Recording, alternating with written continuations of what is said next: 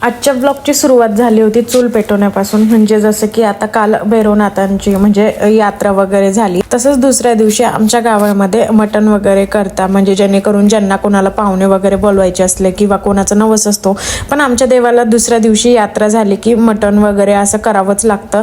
आणि आम्ही ह्या वर्षी डिसाईड केलं होतं की करायचं म्हणून, पण पाहुण्या रावळ्यांसाठी, म्हणजे जसं की पहिले करीत नव्हतो पण आता करायला लागलोय. तर चला म्हणलं तुमच्यासोबत रेसिपी शेअर करते. आता हे काही जणांना आवडेल, काही जणांना नाही आवडेल, सो सॉरी, मी काय मुद्दामून नाही केलं हे, कारण की आमच्या गावामध्ये प्रथा आहे ही, तर मला फॉलो करावंच लागणार आहे आणि नैवेद्य म्हणून पण दाखवावं लागतं आणि यात्रा झाल्यावर दुसऱ्या दिवशी ते कंपल्सरीच करावं लागतं.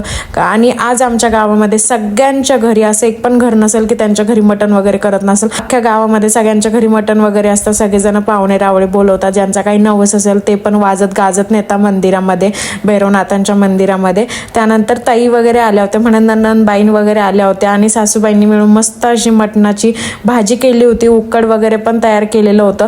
आमच्या इकडे रस्सा वेगळा ठेवता, उकड वेगळा ठेवता, म्हणजे वाढायच्या टायमाला इझी पडतं, नाहीतर त्याचा पूर्ण गाळ होतो, कारण की भाजी चुलीवरच असते आणि उकळू ती घट्ट घट्ट होत जाते. त्यानंतर माझे मम्मी पप्पा पण आले होते, मग मम्मीने मला भाकरी करू लागली. मावशी वगैरे होते, यांचे फ्रेंड्स आले होते, त्यांनी मस्त जेवण वगैरे केलं आणि काही क्लिप्स तुमच्यासोबत शेअर केलेल्या आहे. कसा वाटला आजचा ब्लॉग नक्की सांगा. Bye bye.